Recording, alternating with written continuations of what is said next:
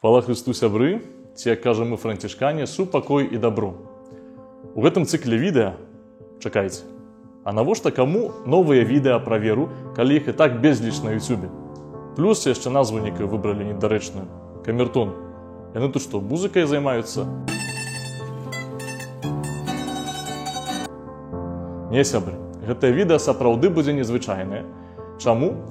Таму што, хоць, на жаль, з музыкай слаба звязаная, але дапаможа нам разабрацца ў адной рэчы. Мы прызвычаіліся, што ў сучаснасці існуе катэхізіс, праўды веры, все нам пададзена як на падносе.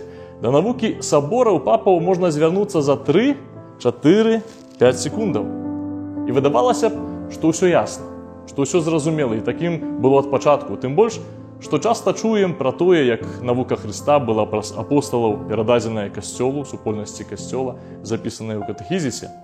Яна сапраўды там застаецца, але для некаторых застаецца такім маналітам, да такой ступені трывалым, што ёсць такія хрысціяне, которые баяцца нават задаць сабе пытанне адносна веры, каб выпадкам той маналіт не парушыць.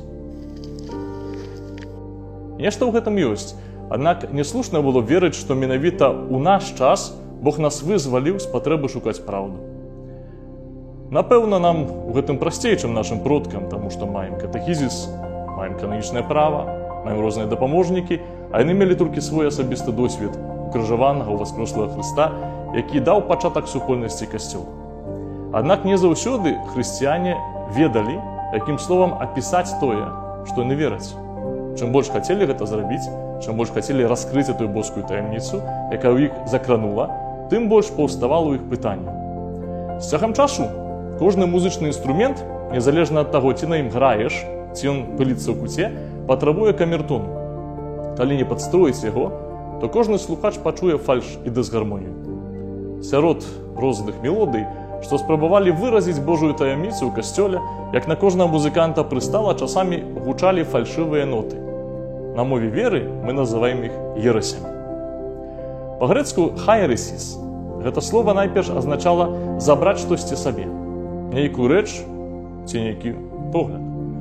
Пасля ім пачалі акрэсліваць розныя школы філасофіі ці рэлігійныя групы. Для хрысціянаў жа гэты панятак акрэсліваў абранне нейкага становішча ці пункту погляду.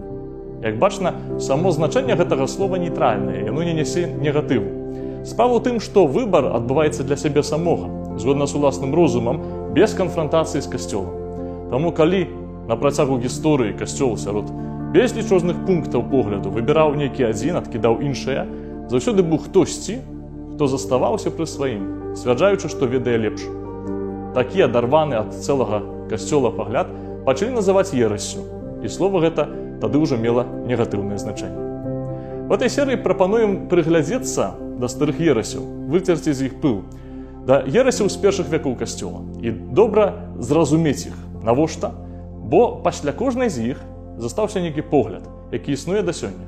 Ужо ў старажытнасці хрысціянскія пісьменнікі стараліся зрабіць свою асаблівую працу над памылкамі. Так Тэадарэт з Цыру апісвае ажно 56 ерасяў, а яго калега Эпіфаній з Саламіны павялічыў колькасць ужо да 80. Мы ж пастараемся прыгледзецца да некаторых з іх. Не таму, што яны нейкім чынам асаблівыя ці цікавыя, а таму, што адкрываюць нейкія справы, которые трываюць нас да сёння.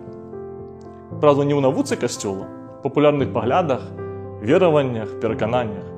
Гучаць фальшыва, патрабуюць камертону. Таму, сябры, запрашаем вас да прагляду камертону.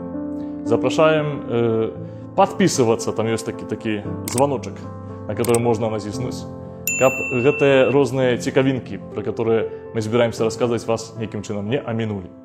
Хвала Хрысту, супакой і дабро.